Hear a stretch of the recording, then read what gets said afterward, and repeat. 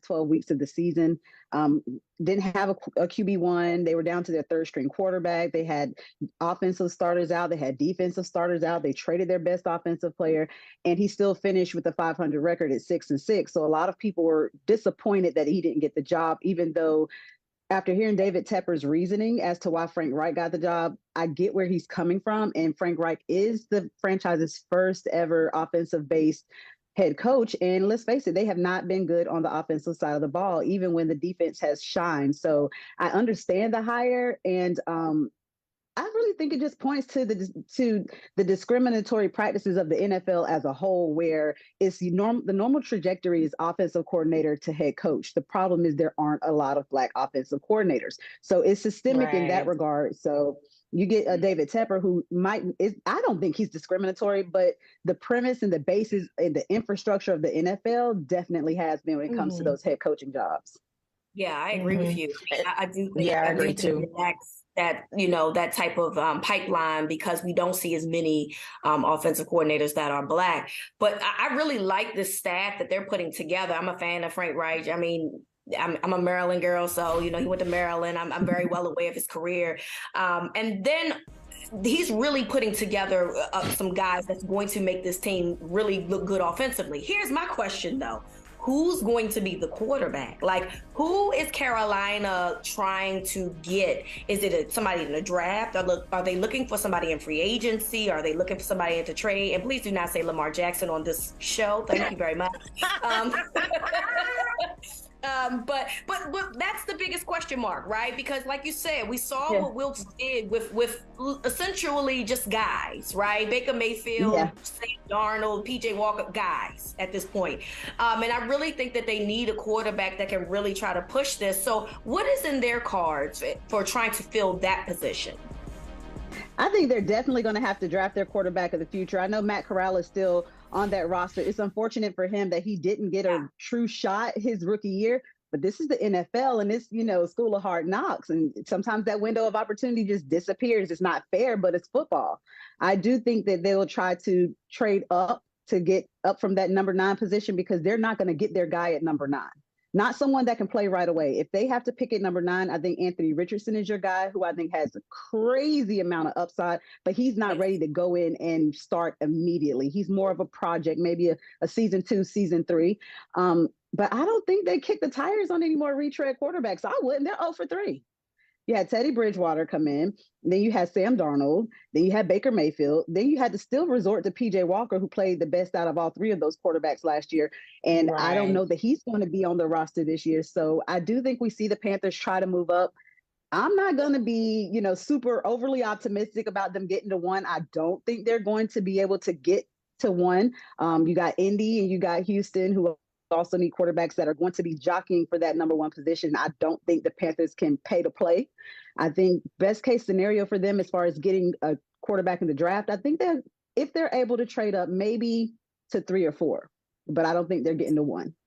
So here's my wishful thinking, because we all know I'm a Buckeyes fan. Do you think maybe they could get a CJ Stroud and he could fit in? They hope so. Immediately? They better trade up. I think what if you they think trade about up, if they trade up, is definitely a possibility, because I'm just looking at the draft order. You got the Texans need a quarterback, the Colts need a quarterback, the Raiders need a quarterback.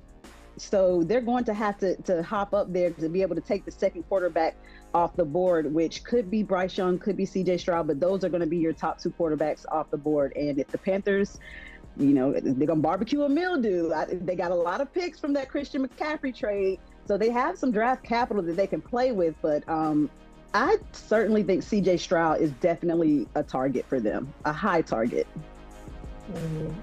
That's one of my favorites. Talk about your. Go ahead, baby.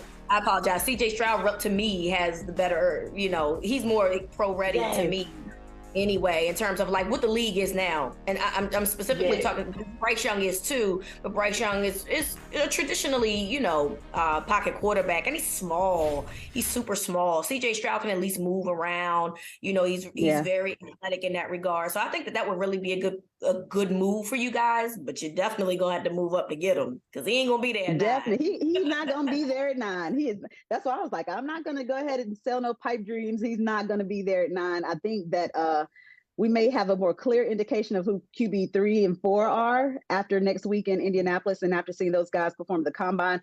But I agree with you guys. I think CJ Stroud would perfectly fit directly into this Panthers offense.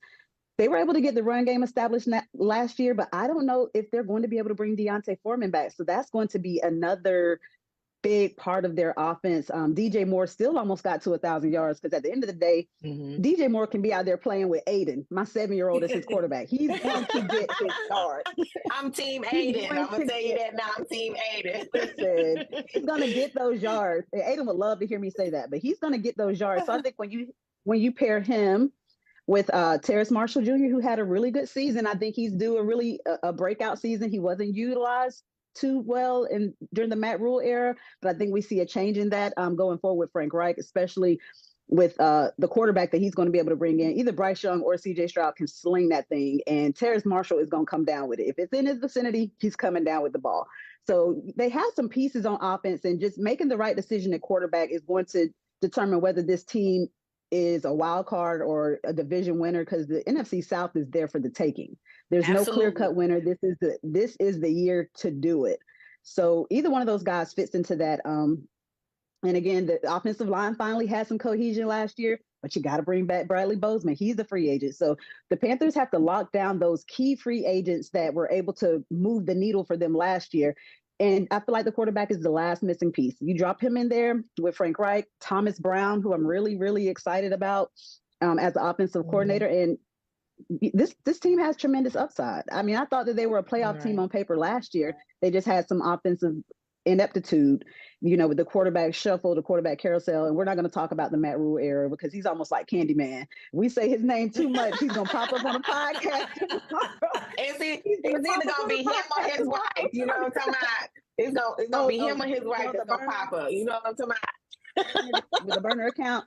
Listen, I finally just told. I said, "Listen, ma'am, aren't you supposed to be a Cornhusker Twitter? Because you just a little too salty every time somebody gets excited about this new coaching staff. Like it's time to go ahead and go back over to Nebraska." But yeah, I'm excited. I think this team can finally, I guess, reach its potential with the coaching staff. You got young minds, you got veteran leadership, and now you got some players that are I guess, more so veterans. You get a healthy J.C. Horn back. Jeremy Chin needs to move to linebacker. I don't know why they're playing with him. Then you have Dante Jackson. I mean, sky's the limit, honestly. I'm excited. I think a lot of the fans are excited. And I think that even people that had their reservations and were pissed that Steve Wilkes didn't get that job, even they have to, admit, okay, he's kind of putting together a dream team over here. Like every tweet that you get from the Panthers with new hires, he's like throwing haymakers. I mean, he's coming through with some heavy hitters. Jim Caldwell, Dom Capers is back. Like, I mean, I'm excited. My favorite thing about Dom Capers. I apologize. Don't you say it. I give this to you, Dawn. I'm gonna lob this over to you, Dawn. But real quick, my favorite thing about Dom Capers right now is he got the Beijing with the slick down. Okay, he looks fantastic, honey. And I love that for him. Okay, he got ready. Listen, he was ready for that press conference. What did Cat Williams say? What did Cat Williams say? Don't be acting like this hair ain't luxurious. Okay. That's all I keep on. Then I said, okay, coach. That's so what he's we're doing. fantastic. Okay, I'm sorry, Dawn. I had to get that out. It's back to you, but I just want to let y'all know he was looking mighty fine at that press conference. He was ready. I felt it. So now, I knew you were coming with it. we all know that the franchise tag period began on Tuesday. So what players do you think we should be expecting to be tagged, or who will we find out has already been tagged? You know what I'm saying? So talk about that, because me personally, my dating life, I don't want to be tagged, but that's a whole other conversation. We talk about that in a minute. Dawn. Honestly, I can say I actually have no idea. I have no idea. This is a whole new staff. You don't know what premiums they're placing on which players. I know a lot of people have their eyes on Shaq Thompson, and if he's going to get his deal restructured or not, or if they're going to cut him, he's like a $24 million cap hit. So, wow. Yeah. Yeah. So that's why I say you just never know when the new guys come in. You don't know where they're placing value at. And this is such a talent rich roster that it's anybody's guess for me. When you look around the league, because there's other players, you know, obviously that are potentially tag worthy, right? Let's look at the Giants, for example. They have both their quarterback and their running back that are free agents. If you're the Giants, do you tag Danny Dimes? Do you tag Saquon? What do you do here? I think you tag Danny Dimes, and I'm probably in the minority saying that, but running backs have a very small window. Saquon hasn't always been the healthiest, and so you have to take that into account. This is coming from somebody that saw C-Mac play 11 games over like over a 2.5 season period. So you have to kind of have that in the back of your mind as well if you are the Giants. But that's what I would do, but I'm not the team owner. So I guess we'll have to just kind of wait and see. Well, he's asking for $45 million, so I don't know. I got cursed out for laughing at that tweet. I got to raise my cash app rates because if people like that is asking for a top 10, listen, I gotta raise my money. Ain't gonna be able to do it. I mean, listen, I have no problem. I have no problem with people asking for, you know, they're overblowing their worth, right? I have zero issue with that. But I'm sorry, it's laughable, it's funny that you was hilarious. Actually, $45 million. I'm a person that believes that I'm worth $1 billion, but it doesn't mean that I'm going to ever do that in my lifetime. So, no, I'm not mad. I'm just saying that, you know, us on the outside don't necessarily see the worth. That's all I'm saying. I had to click and make sure it wasn't like a parody account because, you know, sometimes they'll get you with those, especially because people can buy blue checks now. I had to make sure it wasn't a parody account because I was like, ain't no way now. I know he ran a Philly special and had the one-handed catch on the Panthers a season and a half ago, but 45, Danny. 45. Oh, goodness. So real quick, Sheena, I know you went and covered the Super Bowl. Talk about that Super Bowl experience this year because, you know, I turned that down and I was like, I don't think I want to be in Glendale. You know what I'm saying? So how did you feel about that? Well, see, you might not have wanted to be in Glendale, but Scottsdale is where it was at. I thought Scottsdale was a vibe. I spent most of my week in Scottsdale. So it was definitely a vibe. And more so to me, and being the mom of 3 Black boys, I thought it was huge that was the first Super Bowl between 2 Black starting quarterbacks. I think it's a shame that it's taken this long, but I did think it was really cool to be a part of that experience and to witness it firsthand. So I thought that was cool. Of course, everybody's against that last call. You hate for a classic game like that to come down to a call like that, but, you know, such is life.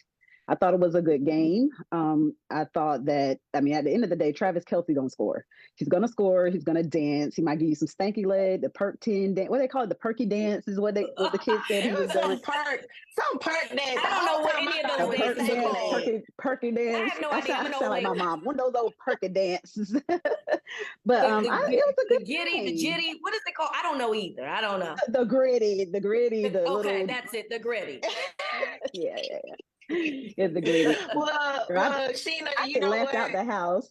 Yeah, that part. Well, Sheena, we appreciate you being on here with us. You know, just like we was telling the kids, you know, we had to come up with people that we wanted to have on the show. You've always been equally supportive of us as well. So we wanted to share this space with you and kind of introduce you to this community. So yeah, girl, thank you. Appreciate you. Thank you guys for sharing your space with me. I feel so special. Thank you for coming. We appreciate you.